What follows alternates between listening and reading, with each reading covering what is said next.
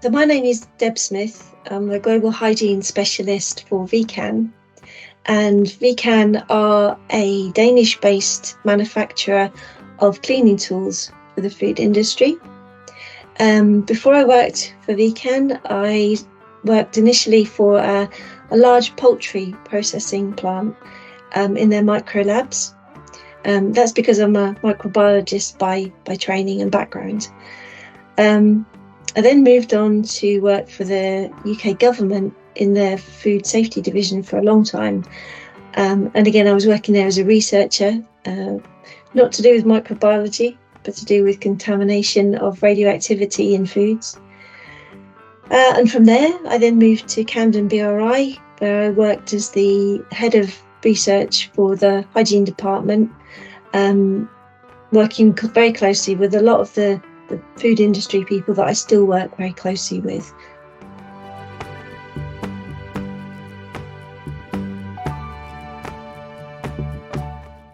EHEDG and 3A in the past have always really focused hygienic design around the food processing equipment, which is obviously the highest risk part of the food processing environment. But I think over the years, and it's some years now that we've been working on hygienic design, we've realised that there are other sources of contamination within the environment in which we produce the food, and also the other equipment, the non-food contact equipment that's used in that area. I've been involved in a number of studies where we've looked at contamination build-up in the fabric of the buildings, the walls, the floors, the drains, and also the equipment that's used with them. And I'm thinking things like trolley wheels, cleaning equipment and utensils. So things that maybe we haven't considered before. The thing is that anything really that's within that factory environment can spread the contamination to either a food contact surface or directly to the food.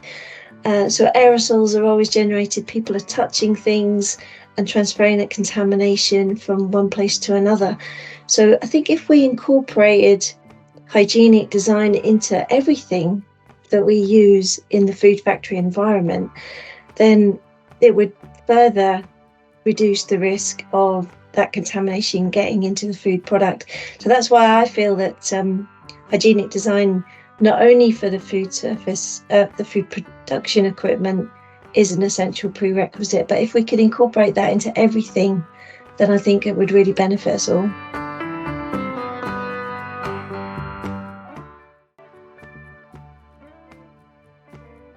I can't think of any particular areas of hygienic design that I'm aware of where things are progressing specifically. But I have to say that I'm very excited about the idea that awareness of hygienic design is on the increase.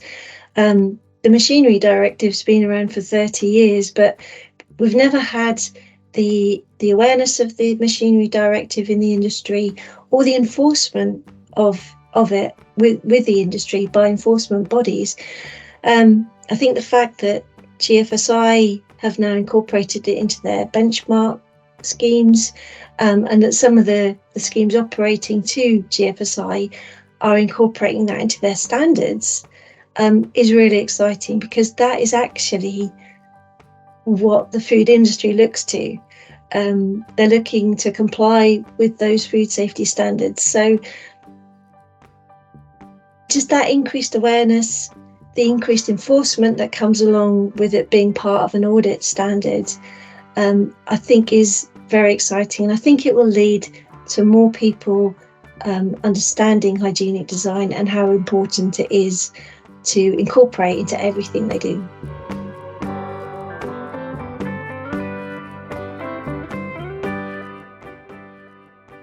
For anyone wanting to improve their knowledge of hygienic design, I think my go-tos would always be EHEDG or 3A. Both organisations have been operating for a very long time, and between them they have an amazing bank of experts and knowledge. I know in particular the EHEDG website, you can log on to that and you can access over 50 guidelines I think we have now. There are a number of ones that I think are key. So guideline 8 is free to download, and I believe you can actually download that in a number of different languages, so that's quite good. That gives you the principles of hygienic design. 3A have something similar, but as a small video, so if you go to their website you can find a small video. Guideline 32 is on materials of construction. I think that's a really key document to look at. And there's also guideline 44, which is on the buildings and infrastructure of the factories. Additionally, I suppose really the training is key too. So I know again that EHEDG offer a basics course for hygienic design, and then also an advanced course, which I'm sure would give anybody a great foundation for understanding hygienic design and then being able to incorporate that into their own facility.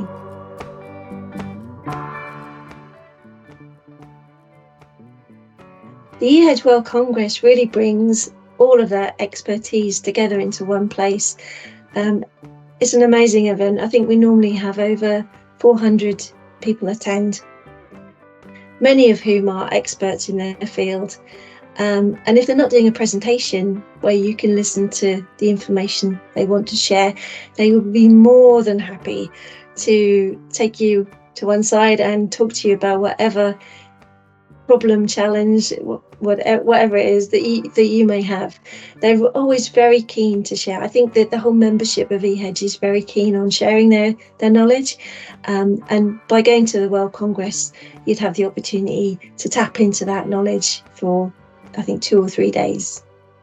Please join us at Nantes on the 2nd and 3rd of October for the EHEDG World Congress.